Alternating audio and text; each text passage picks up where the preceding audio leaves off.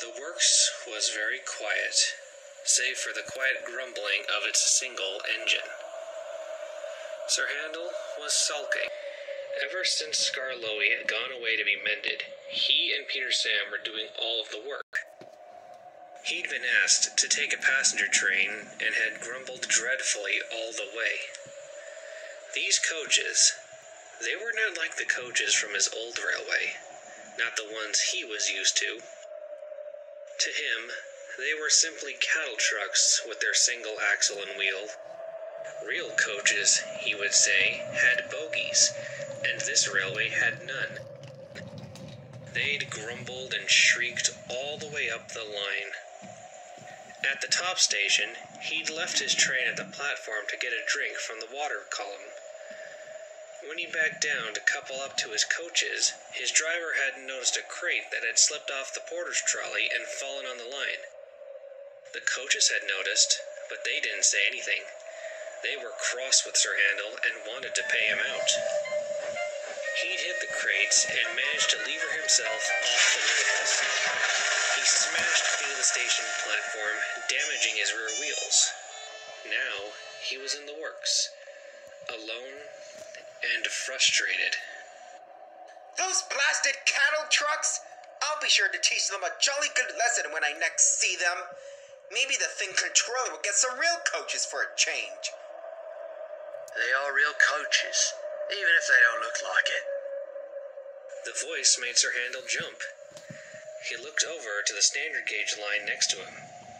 A big, red tender engine, pushing a single coach, was backing down into the sidings. But this engine didn't have a number on its sender, just the letters LNWR. The coach had 2 axles, was painted cream and white with yellow lining like the express coaches. As the engine came alongside, it looked down at Sir Handel.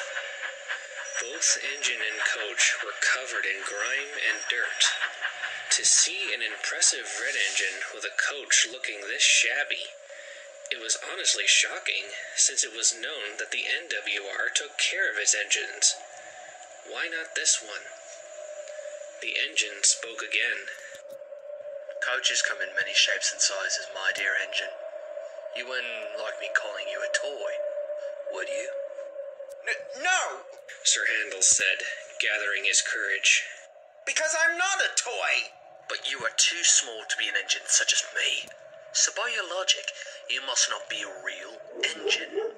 Sir Handel was getting annoyed. I am a real engine! I pulled the express trains on my old line, but those cattle trucks... Coaches. The engine corrected. They let me have an accident. That's why I'm here in the works now. It's all their fault. Sir Handel grunted. The engine sighed loudly. It sounded like it was finding the smaller engine infuriating to listen to. Be happy that is the worst you've gotten from a coach. Coaches are to be respected, only bumped when they themselves misbehave and are awkward during passenger runs. Mistreat your coaches without cause, and they will mistreat you. Rubbish! Oh, then I guess no one has ever told you. The engine said, a cold smirk forming on his face. Told me what? Oh, nothing. Just something I've heard. And it's too late for stories. You wouldn't. Yes, I would. What was I supposed to be told? The big engine grinned a little wider, steam hissing quietly from his pistons.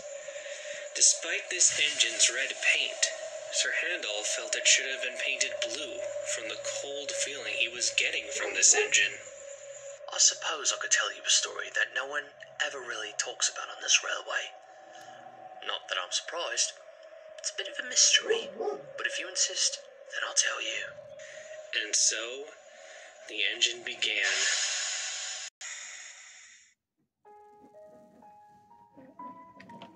The Northwestern Railway had just been formed. The expansive line, reaching from Vickerstown to the end at Tidmouth, was going through a tough few years.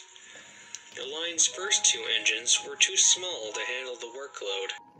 As such, the board of directors had brought many more engines on loan from other railways to help.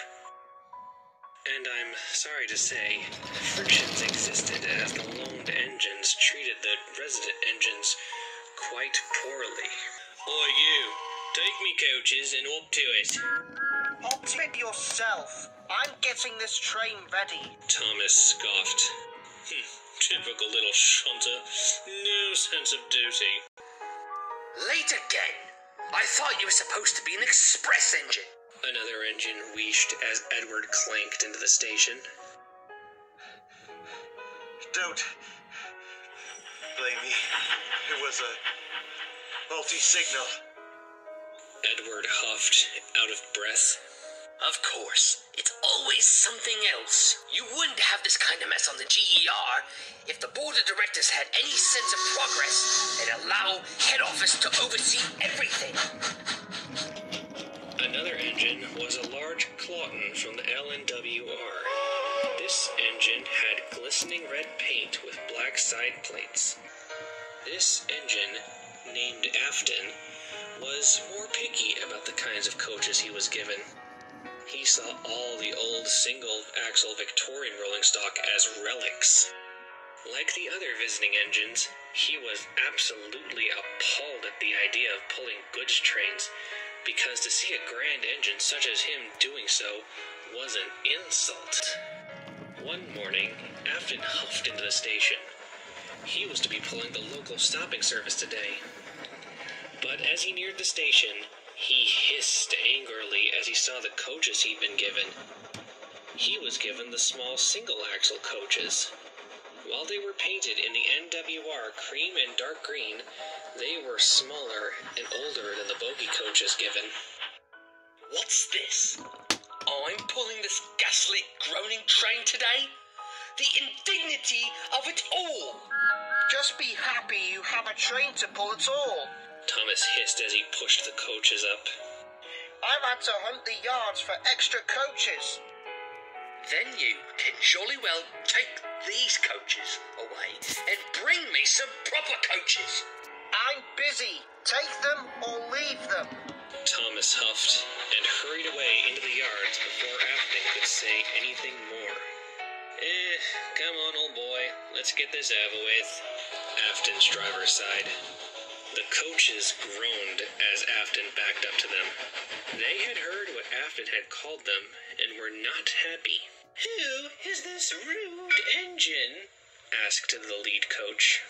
An improper engine if he's pulling us, said another. I'd rather be pulled by Edward or even Thomas. At least they are proper engines who know how to treat coaches right, the brake coach added. Shut up! I am a proper engine. Better than Tiny Thomas or Old Iron Edward. Now come along. The guard's whistle blew and Afton huffed out of the station in a rage. His face was almost as red as his paint. As Afton raced down the line, the old coaches groaned and creaked. They were older and were not used to running at express train speeds. They tittered nervously as they rolled along. Slow down! Slow down! They wailed. Shut up! Shut up! Afton barked back. Just then, the brakes on the train came on.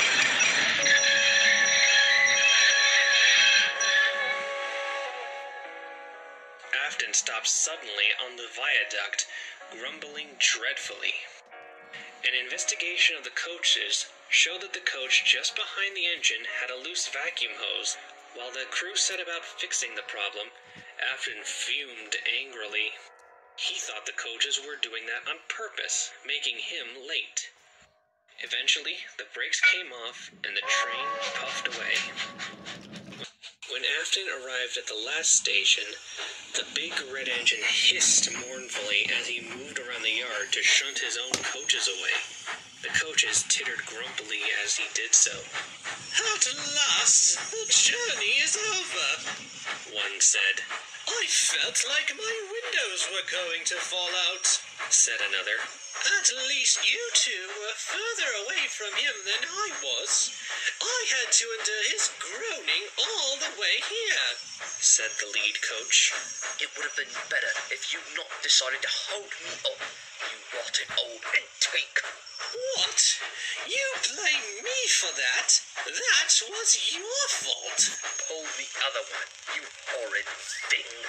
It's not my fault you don't know how to pull coaches, you rotten red sausage.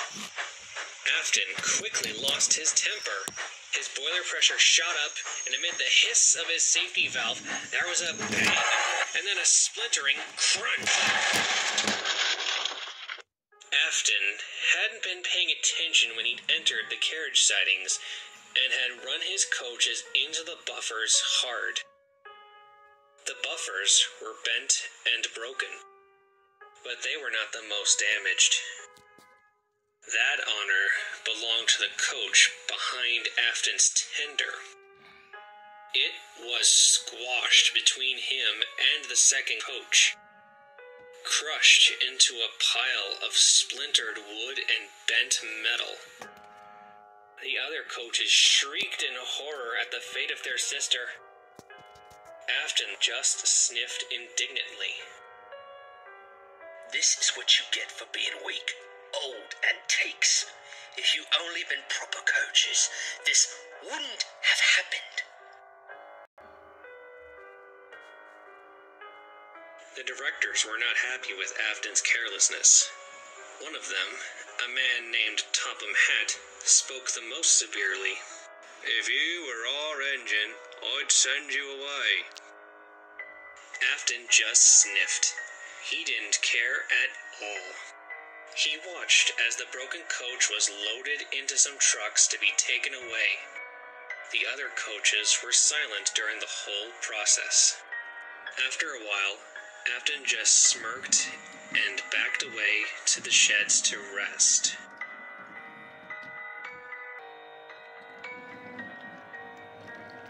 Afton's driver was assigned to another engine to learn how to properly handle coaches, and Afton himself was shut up in the shed for a few weeks before the directors allowed him to pull trains again. The other visiting engines were the only ones to show any sympathy for his careless handling. During his stay in the shed, a new train was offered by the Northwestern Railway. It was a late-night train that offered an express run to Tidmouth, called the Midnight Special. The bigger tender engines enjoyed the job immensely. The idea of a non-stop run from one end of the island to the other under the stars made them feel very important. Soon, it was Afton's turn to pull the Midnight Special. About time I had a named train of my own to pull, and with proper coaches, and no less. The only thing better would be the express, he said loudly. The other engines just groaned. They ignored the big red engine's boasting until he left the shed. Afton puffed into the station, bubbling with excitement as he coupled up to the lead coach. He was so excited that he never looked back once at the rank of coaches he was pulling. No one noticed the coach closest to the engine didn't belong in the consist. It was painted cream and green, just like the Express, but it was smaller and had no bogies, just 2 axles.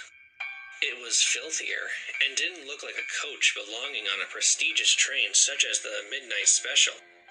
The guard blew his whistle and the train set off. Over the sound of the engine puffing, there was a loud groaning noise that came from the lead coach. It sounded like it hadn't been oiled in a long time. Soon, the express passed under the signals and was gone in a cloud of steam.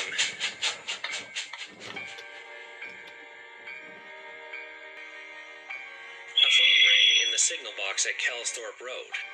When the signalman answered it, it was a call from the signalman at Kildane.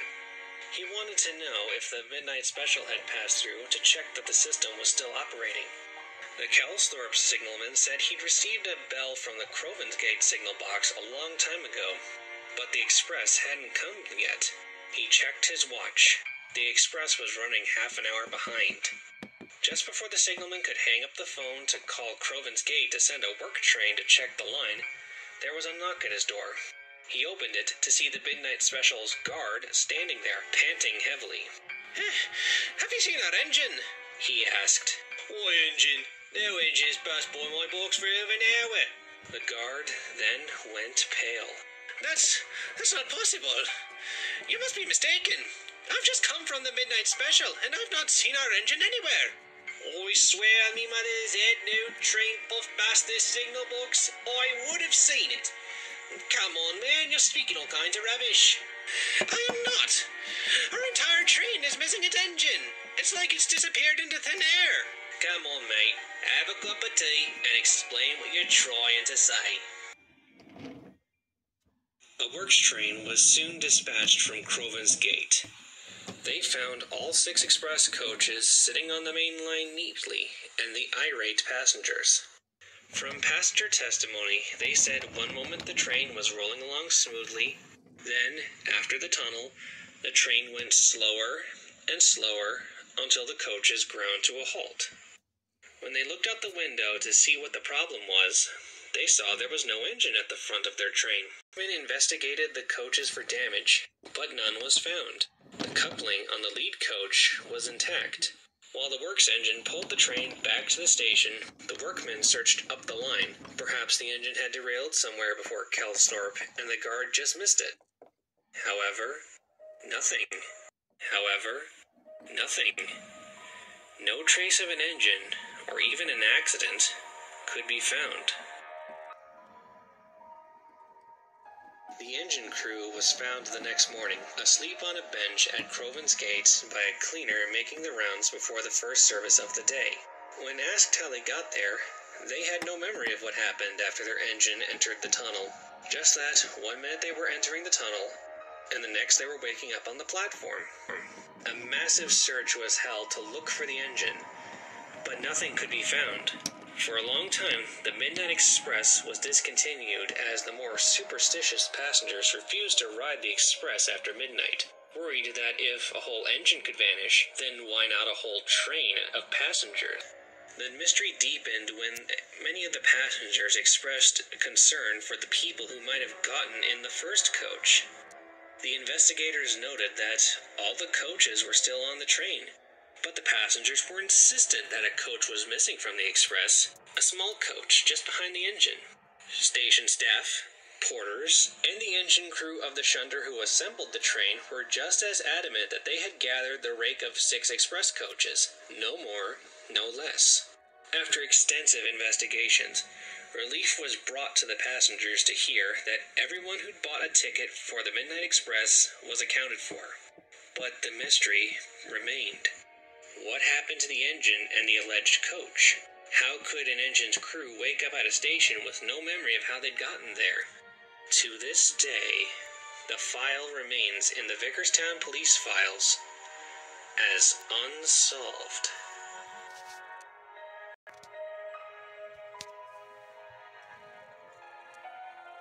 And that is the end of the story as the wider public knows, though there have been tales of engines seeing this often, puffing along the line in the distance with a single coach behind him.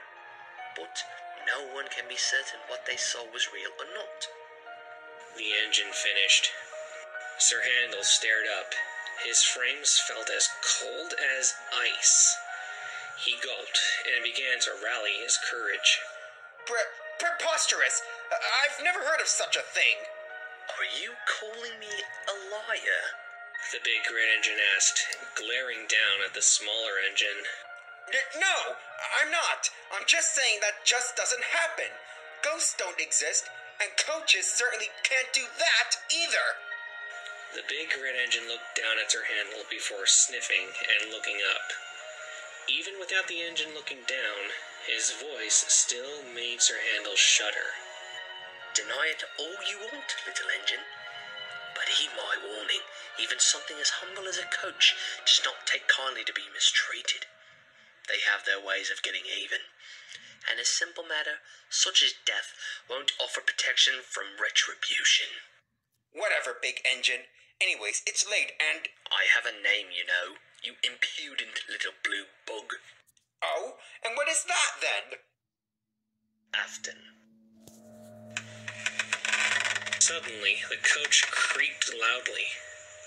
The red engine, Afton, gave a heavy sigh. I've rested long enough.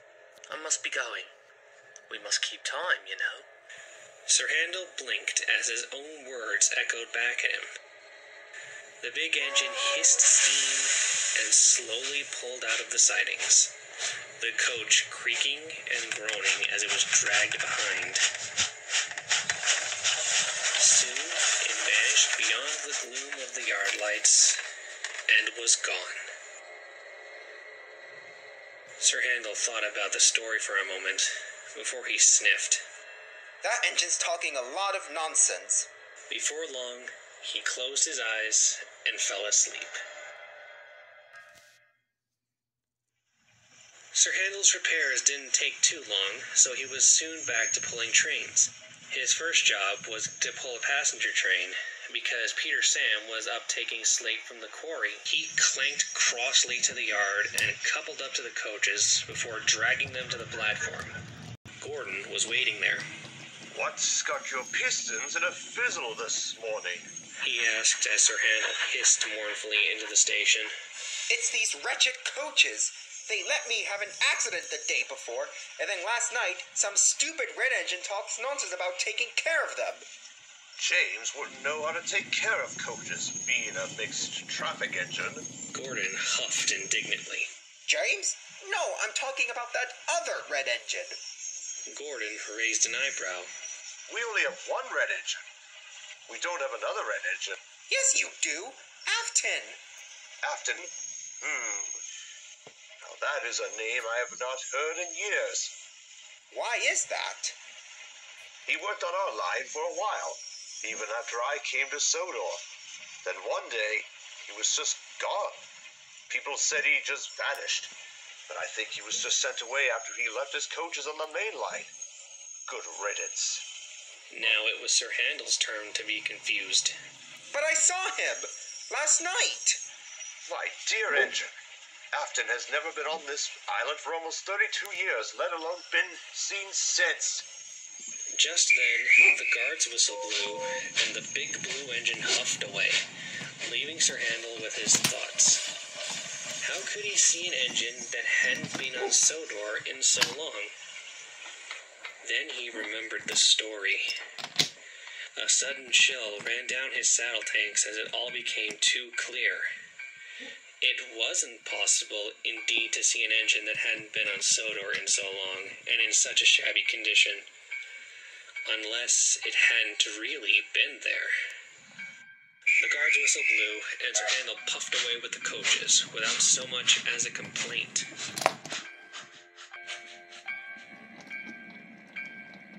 Sir Handel has become a more even-tempered engine since then. Though he does still grumble about doing extra work, he has never used the words cattle trucks in the presence of the coaches again. The coaches, for their part, have just left the reason for the change alone. Why ruin a good thing, they say. Though on certain nights, just after midnight, the sound of an engine puffing past with one coach in tow can be heard. A flash of red can be seen, and then in the blink of an eye, the engine is gone into the night. Gone without a trace.